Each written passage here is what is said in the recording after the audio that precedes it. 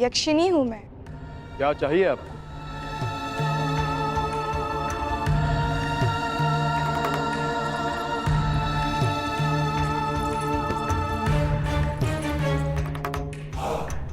तुम्हारा प्रेम।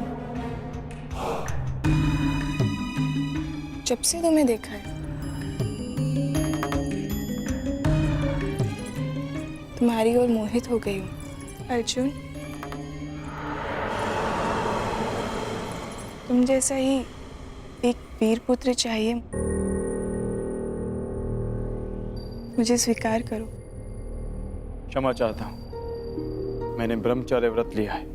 व्रत और संकल्प दोनों ही तोड़ने के लिए बने हैं। विश्वामित्र ने भी मेनका के लिए अपनी तपस्या तोड़ दी थी। तुम भी तोड़ दो मेरे लिए। नहीं देवी, जब तक मैं पशुपत अस्त्र प्राप्त नहीं कर लेता मैं अपनी प्रतिज्ञा से बंधा। और जब तक तुम मेरी कामना नहीं पूरी कर देते तब तक तुम इसी गुहा में बंद रहोगे। मुझे प्रहार के लिए विवश मत कीजिए।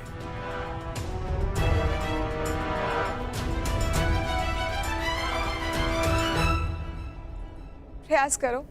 स्त्री पर अस्त्र उठाना क्षत्रिय धर्म नहीं, परंतु जो स्त्री काम वेश में आकर पुरुष का धर्म भंग करना चाहे, जिसे मर्यादा का ज्ञान ना हो, जो अपनी ही काम पूर्ति के लिए अपनी शक्तियों का दुरुपयोग करे,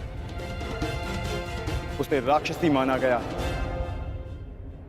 और एक राक्षसी पर अस्त्र उठाना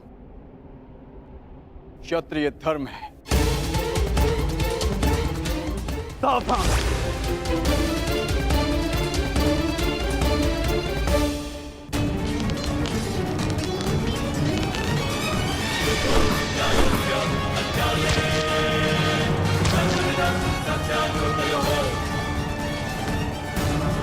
पहचान नरेश!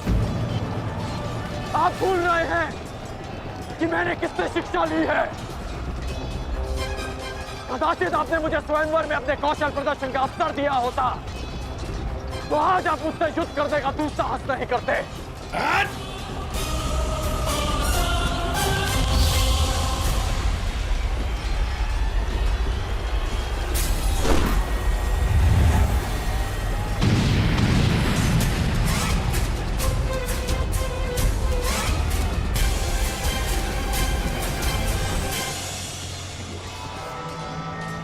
तुनीर में और बाण शेष हैं या समाप्त हो गए पांचाल नरेश?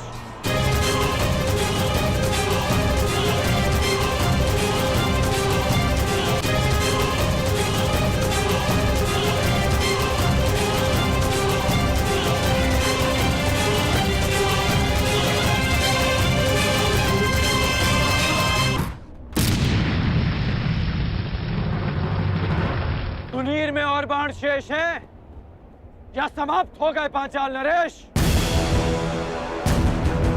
सम्राट, एक बात तो माननी पड़ेगी, तुम्हारे इस मित्र कर्ण का कोई तोड़ नहीं ना। कर्ण का कोई सामना कर सकता है तो वो केवल अर्जुन है, परंतु पता नहीं पशुपतास्त्र की यात्रा में अब वो किस मोड़ पर होगा।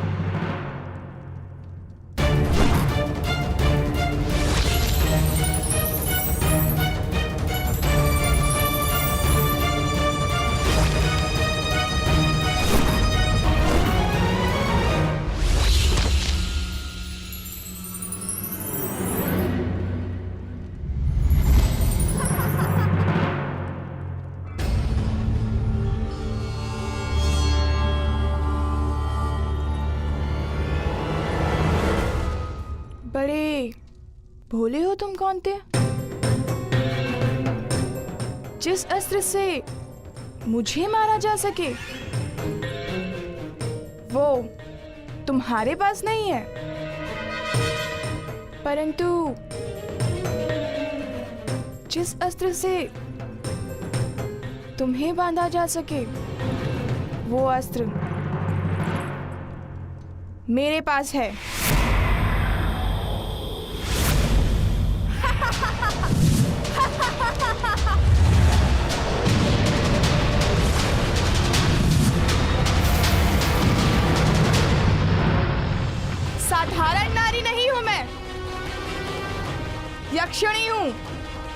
वरदान प्राप्त यक्षिणी।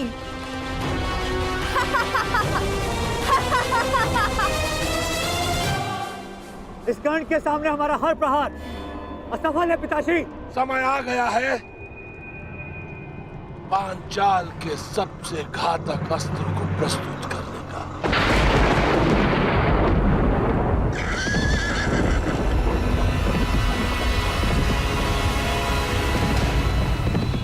अब भी समय है पांचाल नरेश, हस्तिनापुर की अधीनता स्वीकार कर लो। जिसकी पुत्री द्रौपदी ने इतना सब कुछ सहने के पश्चात भी दासी बनना स्वीकार नहीं किया, तो फिर उसका पिता द्रौपद दास बनना कैसे स्वीकार कर सकता है? पांचाल नरेश द्रुपद का सर कट सकता है परंतु झुक नहीं सकता।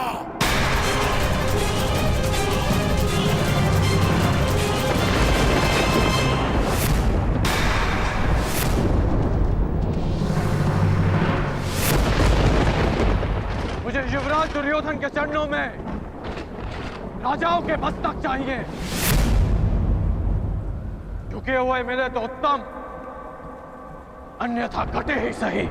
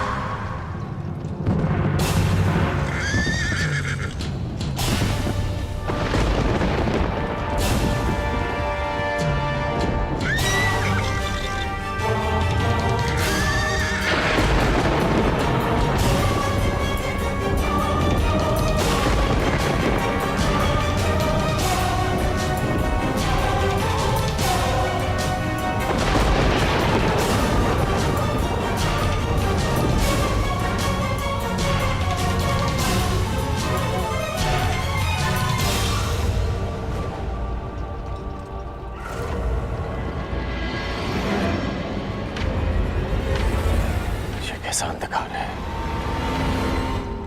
कैसी माया है ये।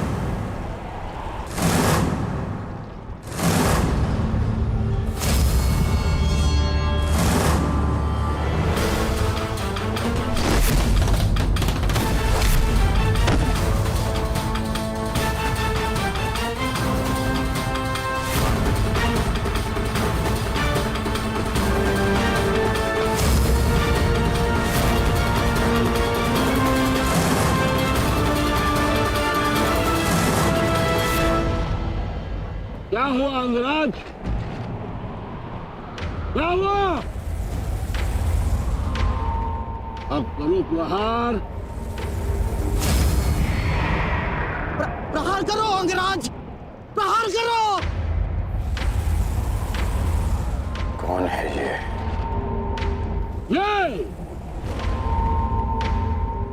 ये द्रुपद का वार। पूर्वांचल का हाल है।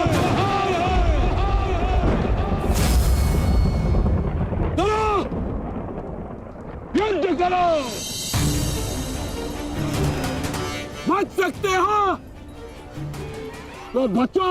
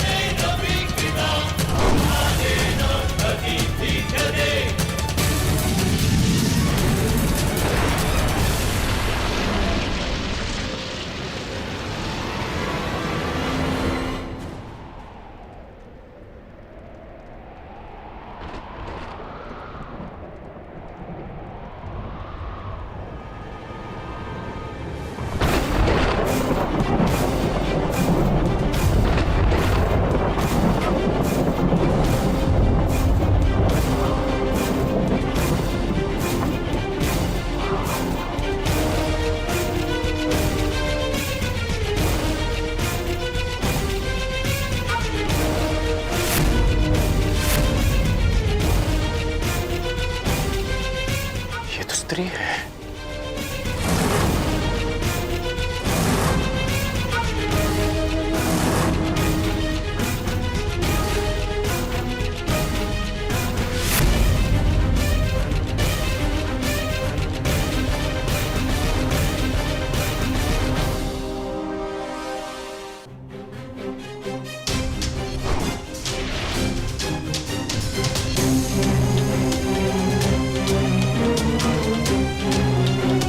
क्या हुआ अंगराज? भयभीत हो? युद्ध करो। एक स्त्री पर अस्त्र उठाना किसी भी योद्धा के धर्म के विरुद्ध है।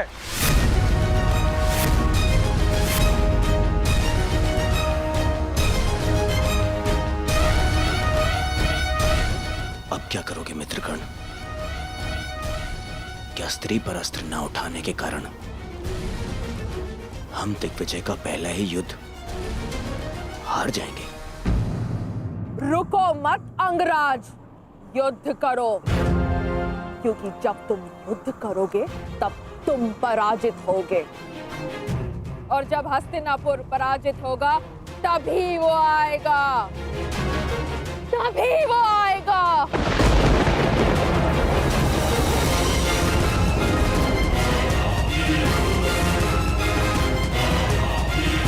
ये किसके आने की बात कर रही है?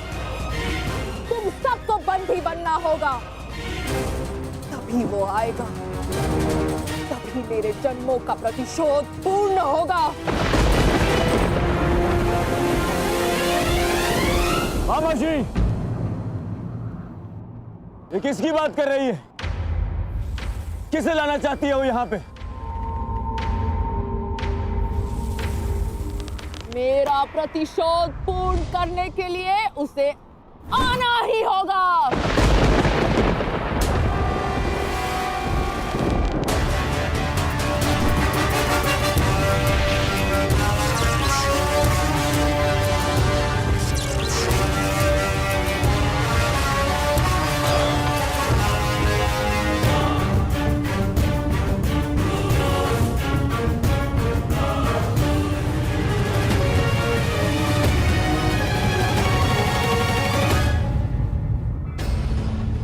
दिव्य कवच तुम्हें प्रहार से बचा सकता है अंगराज, परंतु कब तक?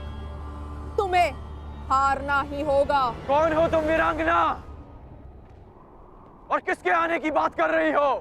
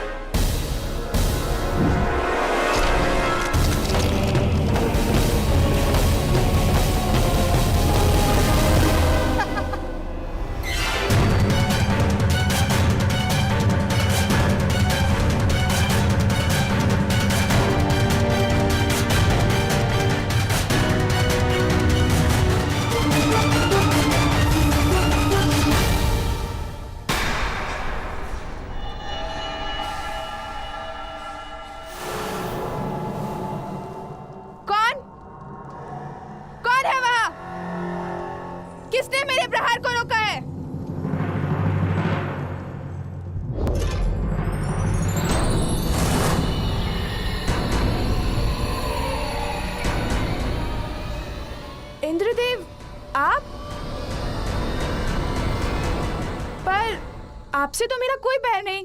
मेरे पुत्र से बैर कर कर तुमने मुझे अपना बैरी बना लिया।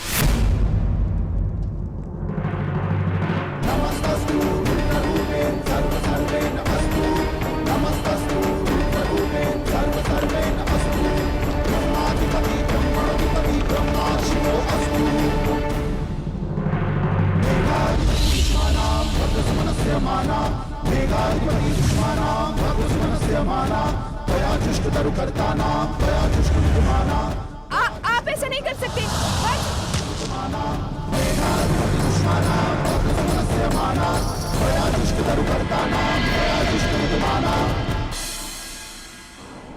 बताओ कौन हो तुम? अपना परिचय दो। अंगराज, यह शिखंडनी है, शिखंडनी।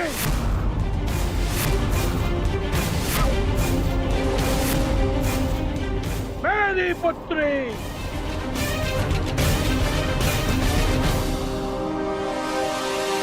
युद्ध करो अंगराज,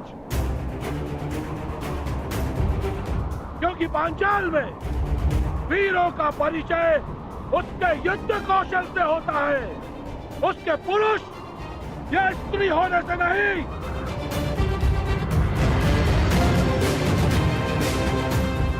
और यदि लड़ने का साहस नहीं है तो बुलाओ उसे, मेरे सामने लाओ।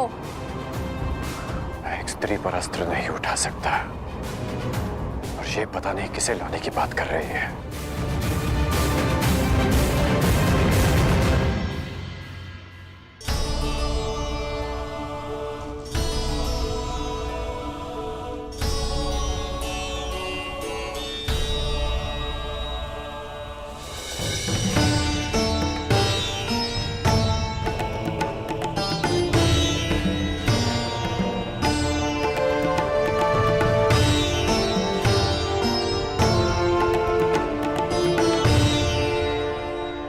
ये परिश्रम का समय है पुत्र अर्जुन।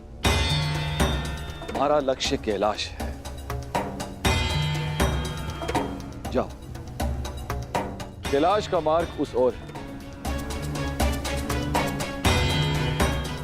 जाओ अर्जुन,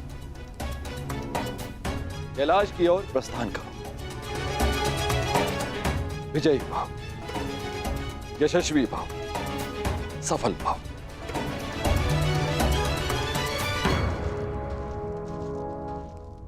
अपने पुत्र के मार्ग से मैंने बाधा हटा दी।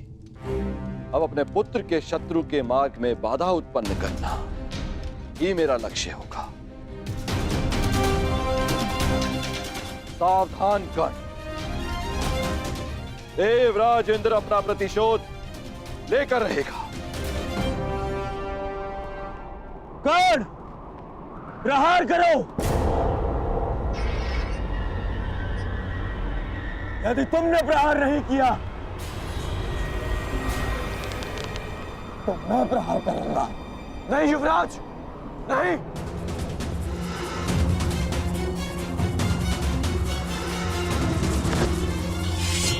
यदि तुम प्रहार नहीं करोगे तो मैं करूंगी।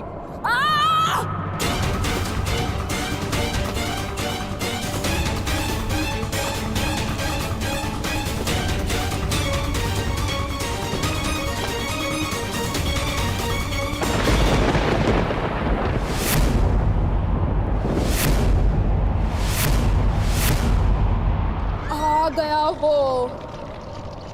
आज मेरे जन्मों का प्रतिशोध पूर्ण होगा।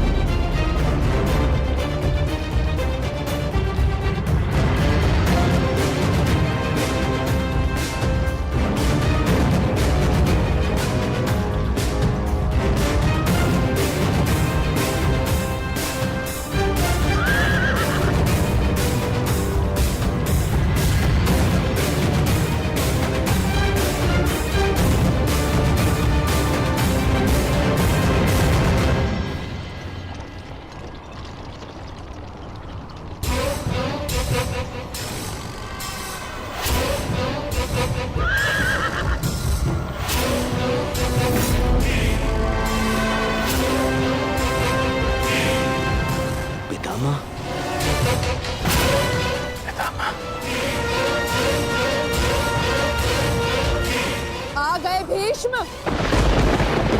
जन्मों से जिस प्रतिशोध की अग्नि में मैं जल रही थी, उसे पूर्ण करने के लिए तुम्हें आना ही पड़ा। स्मरण है या भूल गए? मेरा अपमान, मेरे अस्तित्व का नाश। स्मरण है वो अपमानित अम्बा जिसे न प्रेम मिला न पति। स्मरण है वो अबला अम्बा जिसके स्वयंवर से एक टूटी हुई वस्तु के भांति उठाकर तुम ले आए। स्मरण है वो अम्बा जो अपने अपमान के प्रतिशोध के लिए हर वीर के पास गई, हर योद्धा के पास भटकी। स्मरण है वो अम्बा जिसने तुम्हारी नाश की प्रतिज्ञा लेकर अपने आप को अग्नि को समर्पित कर दिया।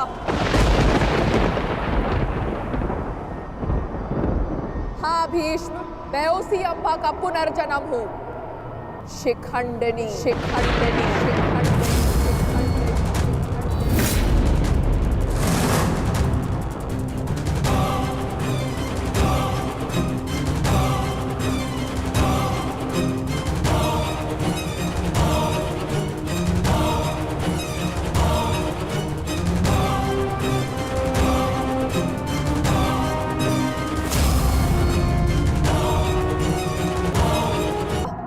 तुम्हारी नाश की प्रतिज्ञा लेकर अपने आप को अग्नि को समर्पित कर दिया।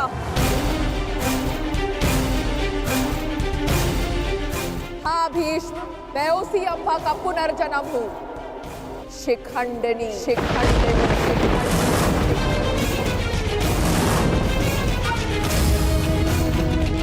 जो तुम्हारा काल बन के जन्मी है, आज उस अम्बा का प्रतिशोध पूर्ण होगा।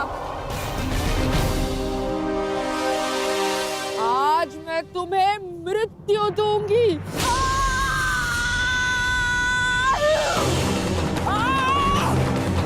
कौन? पितामह को बचाओ, रोको उसे।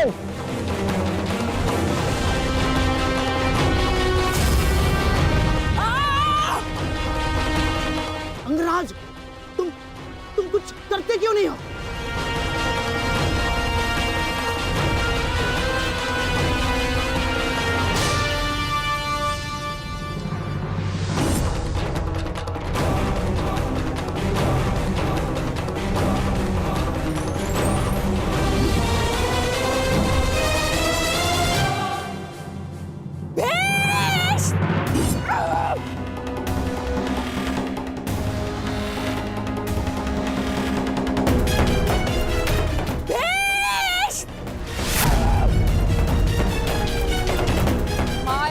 के बच नहीं पाओगे भीष्म।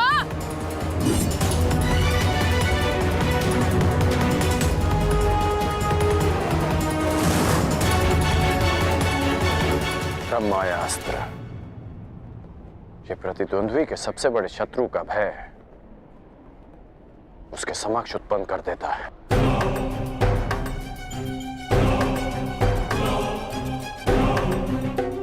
आज मैं तुम्हारे हर एक प्रतिबिंब का नाश कर दूंगी।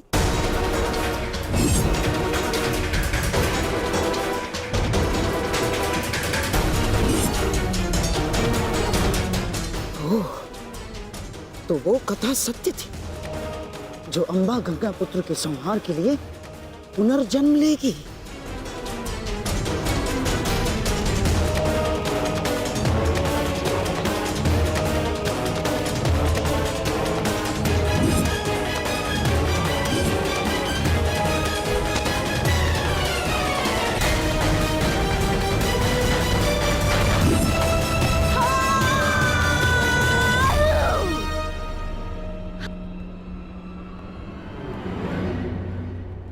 मुझे मेरा प्रतिशोध लेना है।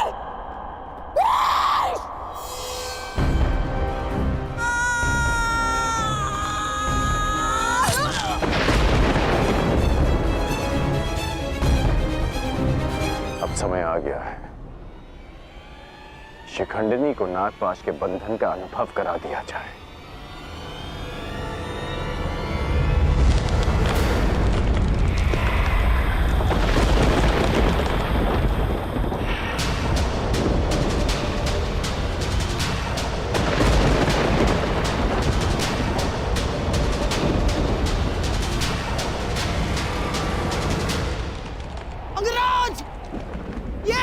ये कैसा विघ्न है अंगराज? और अचानक ये जलवायु परिवर्तन कैसा?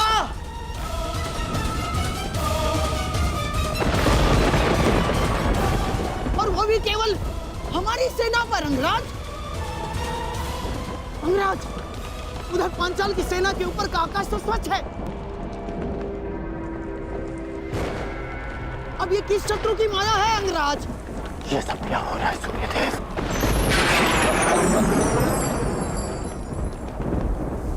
ये सूर्यदेव नहीं मूर्ख कर्ण, ये मैं, तुम्हारा परम शत्रु देवराज इंद्र।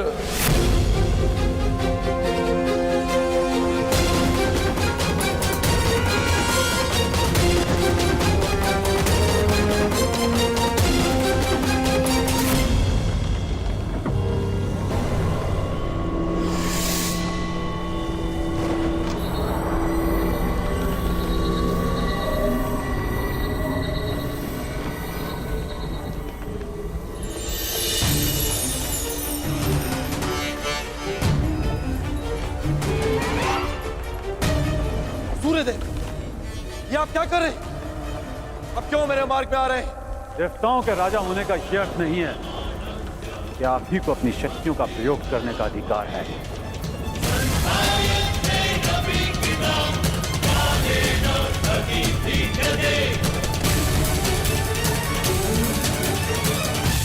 परंतु सूर्यदेव, आप क्यों मेरे मार्ग में आ रहे हैं? प्रश्न मेरा भी यही है।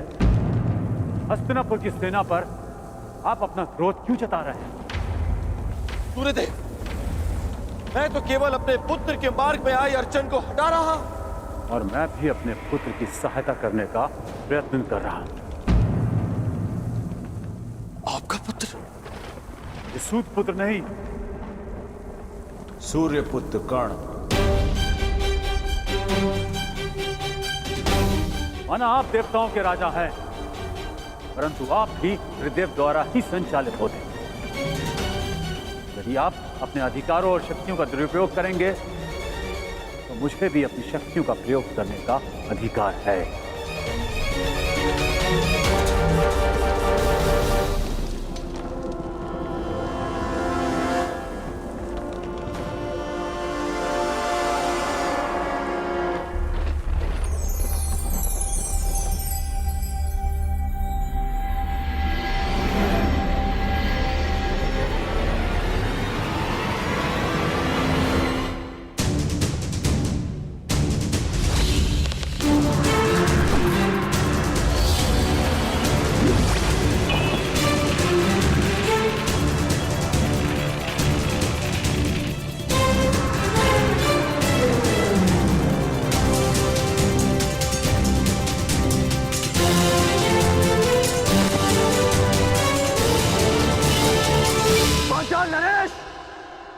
यदि अपने राज्य का विध्वंस नहीं चाहते हो तो अपनी पराजय स्वीकार करो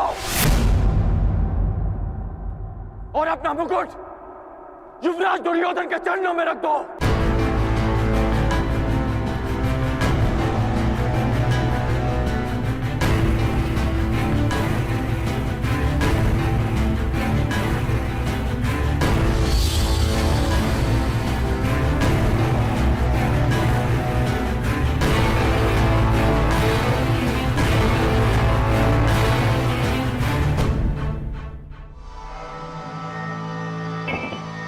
मामा श्री, आज इस विजय से मेरी उस पराजय के अपमान का दंश मेरे हृदय से निकल गया जब मैं आचार्य द्रोण को उनकी गुरु दक्षिणा नहीं दे पाया था। मेरा सम्मान स्वीकार कीजिए वीरांगना। निश्चित रूप से आप एक महान योद्धा हैं। क्षमा कीजिएगा कि मुझे एक स्त्री को नागपाश में बांधना पड़ा। क्यों तुम पुरुषों को यह अभिमान है कि स्त्री केवल दया का पात्र है? कि वो दुर्बल है? कि वो केवल सृजन कर सकती है? एक स्त्री अगर चाहे तो संहार भी कर सकती है। शताब्दियों से यही तो चला आ रहा है, सम्मान की आड़ में स्त्री का अपमान। यदि आज तुमने ब्रह्मास्त्र का प्रयोग नहीं किया होता तो भीष्म को आना पड़ता, मेरा प्रतिशोध पूर्ण होता। परंतु एक दिन ऐसा आएगा अंगराज, जब भीष्म मेरे सामने खड़ा होगा और वहां ना तुम उसकी रक्षा कर सकोगे ना तुम्हारा ब्रह्मास्त्र। स्मरण रखना अंगराज, एक स्त्री का प्रेम अगर संसार रच सकता है तो उसकी क्रोध की अग्नि सब कुछ भस्म भी कर सकती है।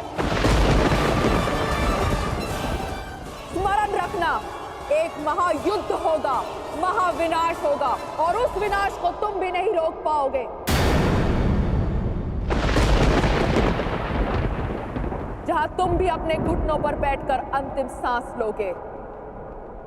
स्मरण रखना कर्ण।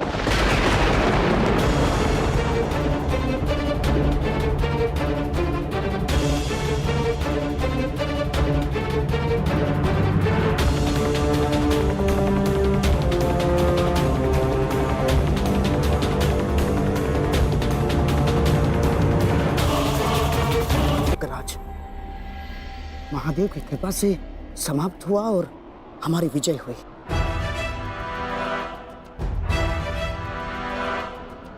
अभी कई युद्ध शेष हैं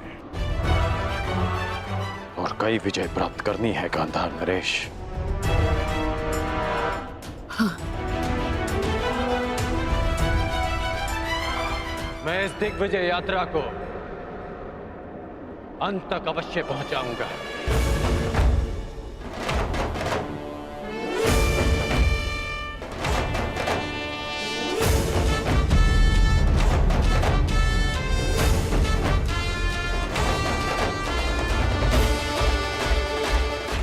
आखिर कब इस कर्ण का विजय रथ रुकेगा?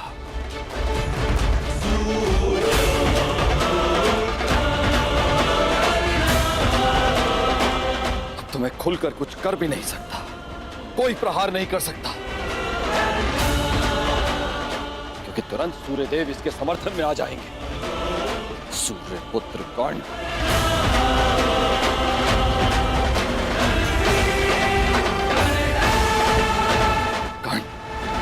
पांचाल पर विजय कर मगध की ओर बढ़ता जा रहा है।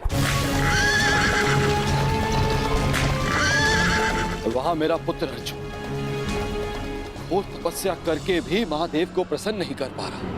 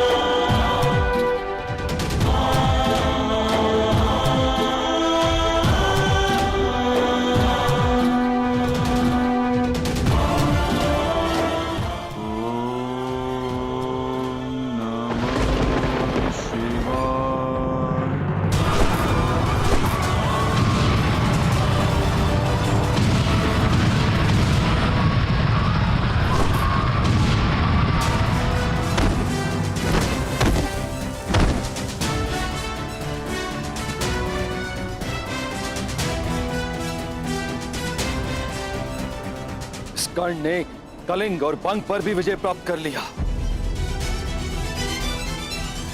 अधिक से अधिक शक्तिशाली होता जा रहा है कर्ण।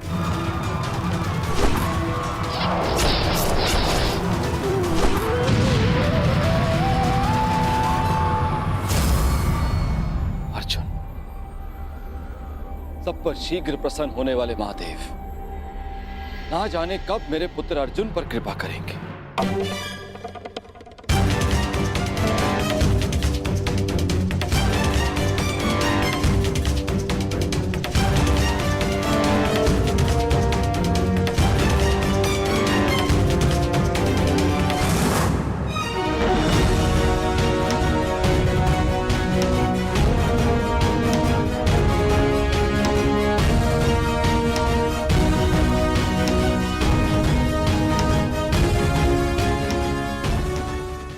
के 10 वर्ष पूर्ण हो चुके।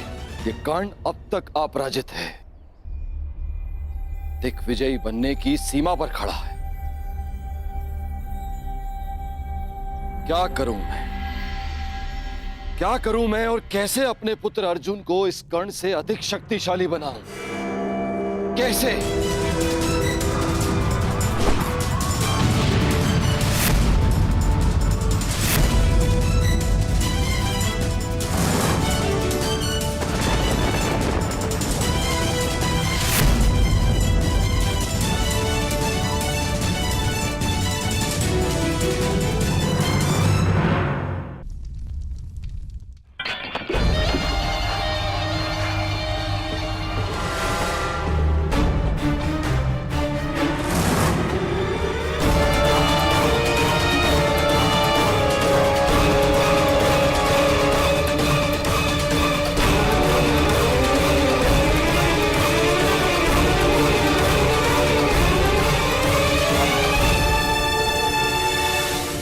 बंग, छेदी, कलिंग, मगध, त्रिगत, मत्स्य,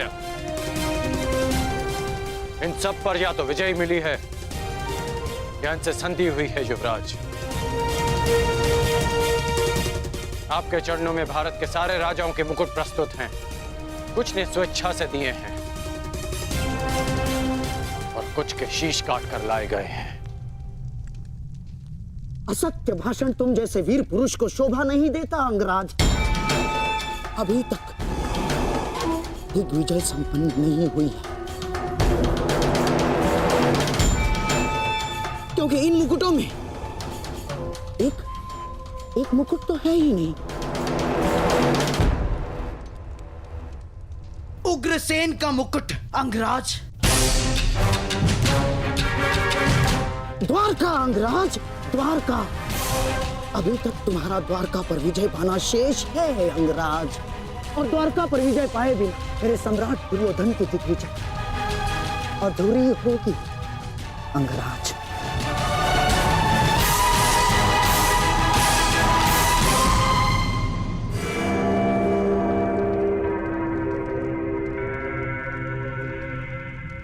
द्वारका से युद्ध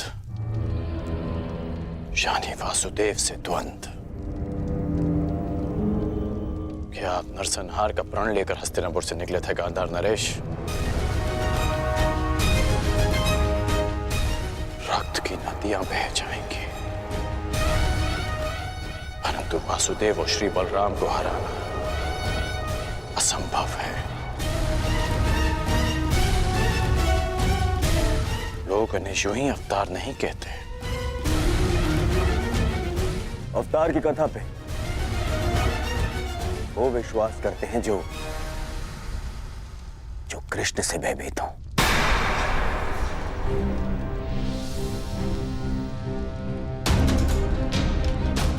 तुमने ही कहा था ना मित्र कि भावी युद्ध के लिए शक्तिशाली राजाओं को अपने समर्थन में लेना आवश्यक होगा। बिना द्वारका के ये कैसे संभव होगा मित्र? तुमने मेरे लिए दिग्विजय का वचन दिया है, क्या उसे पूर्ण नहीं करोगे मित्र? द्वारका का साथ अवश्य मिलेगा युवराज। शक्तिशाली को मित्र संधि से बनाया जाता है, युद्ध से नहीं। हमें वासुदेव और श्री बलराम से संधि करनी होगी।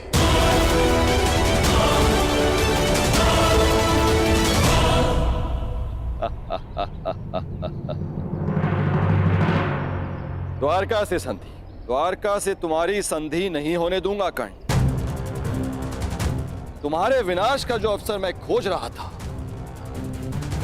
वो तुमने स्वयं मुझे दे दिया है। अब देखना बलराम कैसे तुम्हारा विनाश करेंगे। ना ही ये सूर्यदेव बलराम के आगे कुछ कर पाएंगे और ना ही गोवर्धन उठाकर मुझे नीचा दिखाने वाला वो वासुदेव कृष्ण।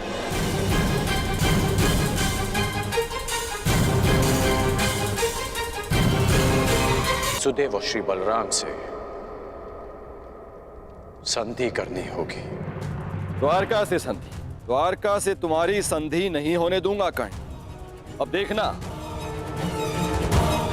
बलराम कैसे तुम्हारा विनाश करेंगे। ये आप क्या कह रहे हैं इंद्रदेव? नंदिनी को आप कैसे लेके जा सकते हैं? विवशता, विवशता श्री बलराम। मुझे लगता है नंदिनी द्वारका में सुरक्षित नहीं है। क्यों? अचानक से द्वारका असुरक्षित कैसे हो गया? है नहीं, किंतु होने वाला है। अब तक मुझे लगता था कि कामधेनु पुत्री कल्पपूर्णा नंदिनी आपके और वासुदेव के पास सुरक्षित है, परंतु अब? परंतु क्या इंद्रदेव? क्या आपको यादवों के गौवंश के प्रति प्रेम पर संदेह है? कदापि नहीं, किंतु मुझे हस्तिनापुर की नीति रीति पर विश्वास नहीं है। आप स्वयं ही देखिए, वहां एक पुत्रवधू सुरक्षित नहीं है तो गौवंश कैसे सुरक्षित रहेगा? हस्तिनापुर से द्वारका का क्या संबंध है? संबंध है हलधर। हस्तिनापुर के लिए कर्ण दिग्विजय पर निकला है। आवश्यक है कि वो एक दिन द्वारका अवश्य आएगा। आपने सोच भी कैसे लिया देवराज कि हस्तिनापुर की अधीनता हम स्वीकारेंगे? यदि हस्तिनापुर की सेना द्वारका के द्वार पर पहुंची तो मैं उन्हें यमलोक का द्वार दिखा दूंगा। और वो यदि संधि के लिए आए तो? संधि? संधि तो एक बहुत अच्छा विकल्प है। संधि से विकास के द्वार खुलते हैं। बड़े ही भोले हैं आप महाबली। आप उस हस्तिनापुर से संधि करेंगे जहां पुत्रवधू के वस्त्र हरण किए गए। आप उस हस्तिनापुर से संधि करेंगे जहां आपके फुफेरे भाइयों को द्यूत में छल कपट से हराया गया। याद रहे, कर्ण भी उनके साथ है। एक सूत पुत्र से संधि करेंगे आप? द्वारका में वर्ण भेद नहीं है इंद्रदेव। किंतु कर्मों का क्या? उस कर्ण ने छल कपट करके अपने गुरु से विद्या प्राप्त करी। खुले दरबार में द्रौपदी का अपमान होते देखा। आपके बहनोई अर्जुन के प्राणों का प्यासा है वो, कोई योद्धा नहीं है वो, एक छलिया है। और आप चले हैं उनसे संधि कर। आपको स्मरण है कि वो आपसे संधि क्यों करना चाहते? मैं बताता हूं आपको, ताकि जब पांडव वनवास से वापस लौटे और युद्ध आरंभ हो तो उन्हें आपका समर्थन मिल सके। हे महाबली, क्या आप ऐसे लोगों की सहायता करेंगे जिन्होंने विश्व में एक नारी के साथ क्रूर कर्म किए?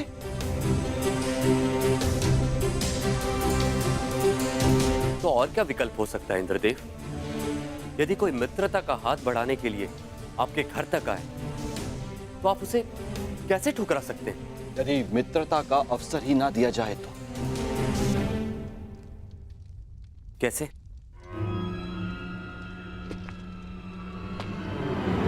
अश्वमेघ यज्ञ से, इससे पहले कि वो कर्ण द्वारका पहुंचे, आप अपने नाना श्री के प्रतिनिधि बनकर यज्ञ आरंभ कीजिए। अश्व छोड़िए। यदि कर्ण ने उस अश्व को जाने दिया तो वैसे ही हस्तिनापुर आपका अधीन हो जाएगा, और यदि रोक लिया तो आप युद्ध करके उसका नाश कर सकते हैं। ये अच्छा विकल्प है।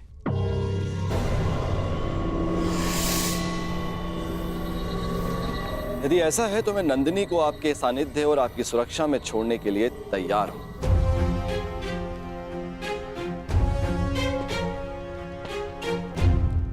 दाऊ,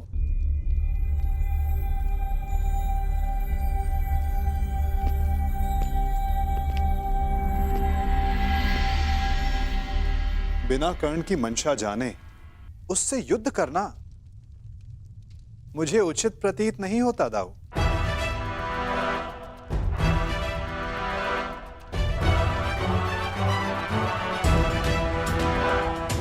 मुझे मुझे ऐसा प्रतीत होता है कि आप नंदिनी की सुरक्षा करने में समर्थ नहीं।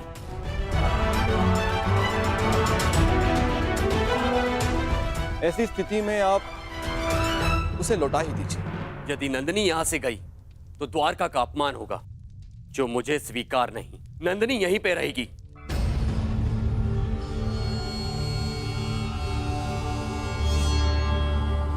अश्वमेघ यज्ञ का आयोजन होगा कन्हैया।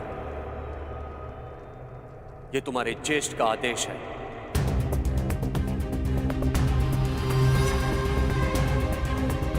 क्या तुम्हें अस्वीकार है?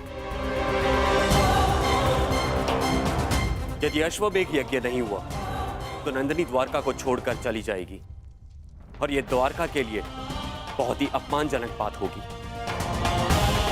क्या यह स्वीकार है?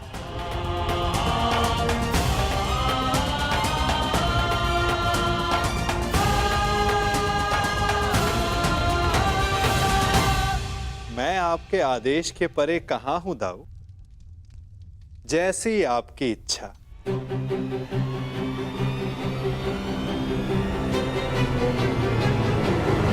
तो ठीक है, यज्ञ के लिए उत्तम अश्व की व्यवस्था करो, और पहले ही मुहूर्त में यज्ञ प्रारंभ होगा।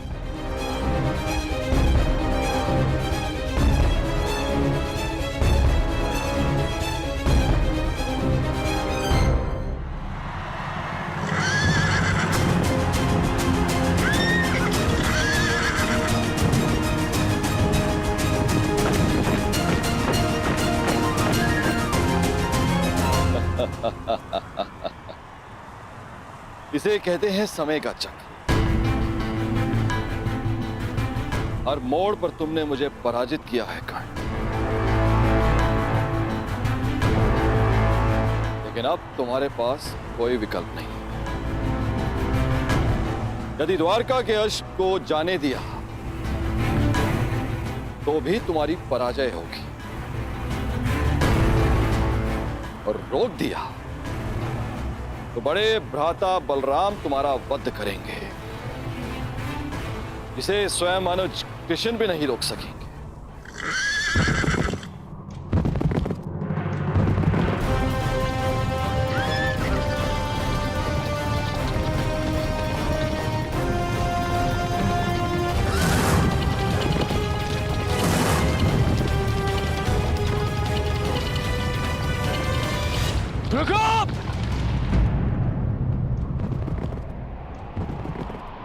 क्या हुआ मित्र?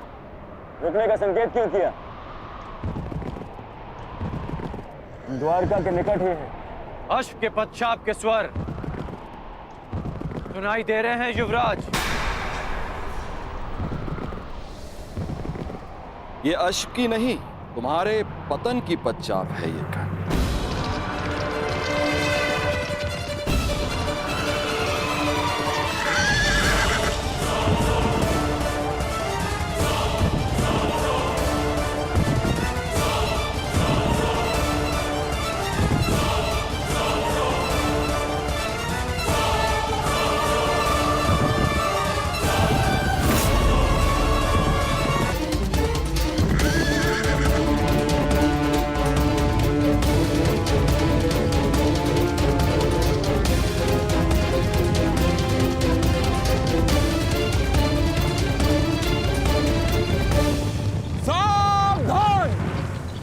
अश्वमेघ यज्ञ का अश्व है, जो श्री बलराम और श्री कृष्ण की सुरक्षा में है।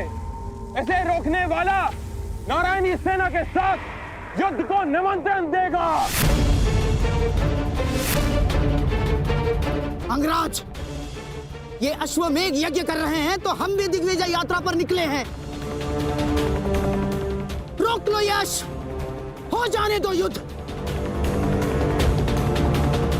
आज उस छलिए कृष्ण को भी हस्तिनापुर के वाणों का स्वाद चखने दो। नहीं मामाश्री, बात केवल कृष्ण की नहीं, हलधर बलराम की भी है।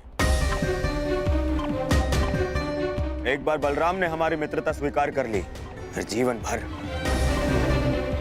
पांडव हमारे समीप नहीं आ पाएंगे, और ना ही कृष्ण हमारा कुछ भी बिगाड़ पाए।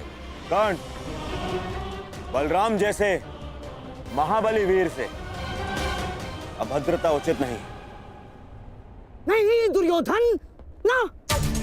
आज इस अश्व को यूं ही जाने दिया तो सारे भारतवर्ष में यह संदेश जाएगा, यादवों का वर्चस्व स्वीकार कर लिया है हस्तिनापुर ने। ना मेरे सम्राट, ना। कर्ण, तुम हस्तिनापुर की सेना के सेनापति हो, स्मरण रहे। तुम्हारी विजय मेरे सम्राट दुर्योधन के नाम अवश्य होगी, परंतु तुम्हारी पराजय तुम्हारे मस्तक का ही कलंक बनेगी। कर्ण, स्मरण रखना। सोच क्या रहे हो कर्ण? रोक लो ये अश्व। कर्ण, ये अश्व रोक लो।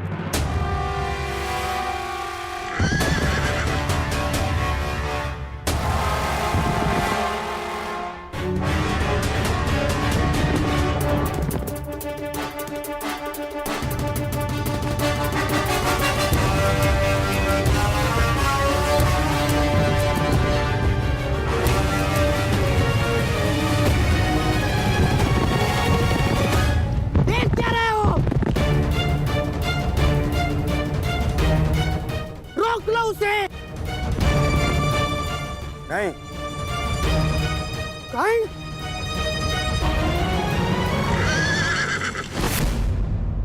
go!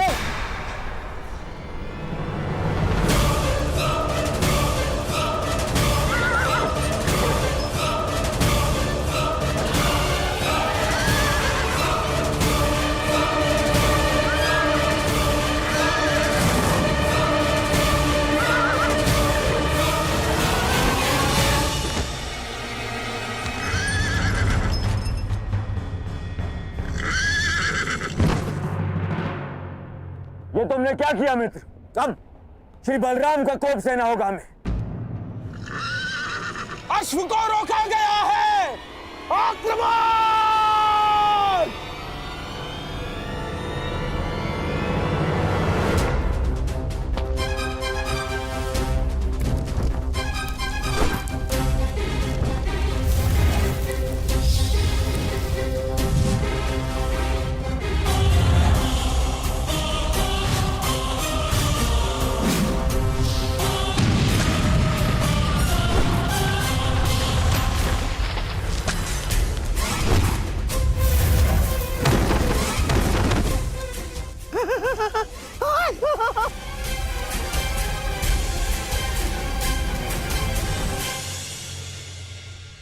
ठीक कहा था देवराज ने, यह कर्ण बड़ा ही उद्दंड और दुस्साहसी है। द्वारका के अश्व में एक यज्ञ के अश्व को रोका है उसने, हमारी सेना पर आक्रमण किया है उसने।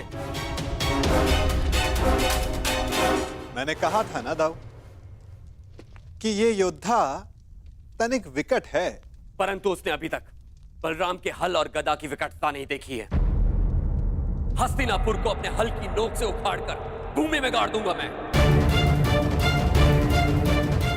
मैं जानता हूं कि तुम्हें कर्ण प्रिय है, परंतु जो भी द्वारका के सम्मान की सीमा को लांघे वो मुझे प्रिय नहीं। अब कर्ण को मेरा सामना करना ही होगा। अब जैसी आपकी इच्छा दाऊ। मैं तुम्हारी इच्छा जानना चाहता हूं कन्हैया, क्या इस युद्ध में तुम भाग लोगे या नहीं? अब दाऊ की इच्छा है तो कन्हैया को तो आना ही होगा, परंतु क्या?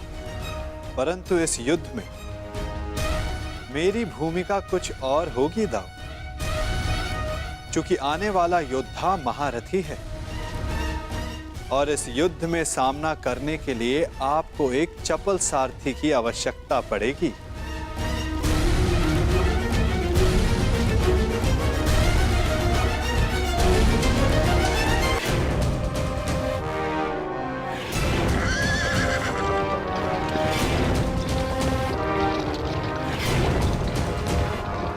लो सम्राट, ये छलिया सारथी बनकर आया है, अर्थात शस्त्र नहीं उठाएगा। विजय निश्चित है सम्राट, विजय निश्चित है हमारी।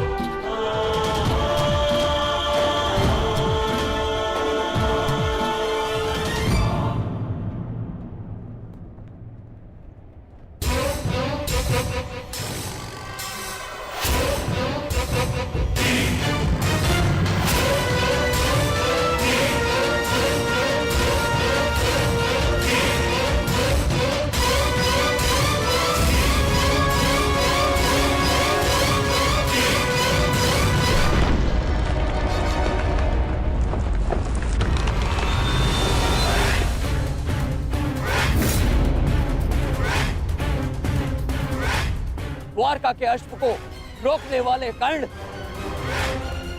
तेरा सामना बलराम से है। अपने प्रियजनों का स्मरण कर ले, क्योंकि तेरा स्वागत स्वयं यमराज करने वाले हैं। शत्रु ने ललकारा है, अंगराज उत्तर दो।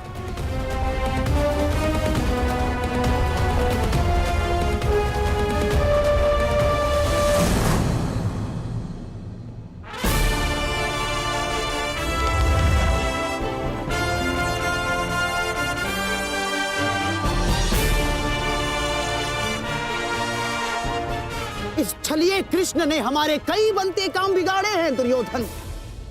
आज इसकी पराजय का आनंद हम उठाएंगे, द्वारका का पतन होगा।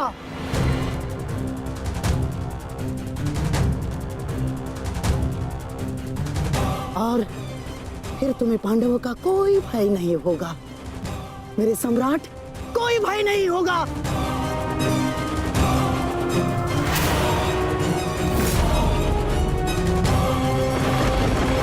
बाण संधान करो कर्ण। तुमने बाण संधान किया और मेरा प्रतिशोध पूर्ण होगा। आज मेरे एक परम शत्रु की हार निश्चित है, या तुम्हारी या कृष्ण की।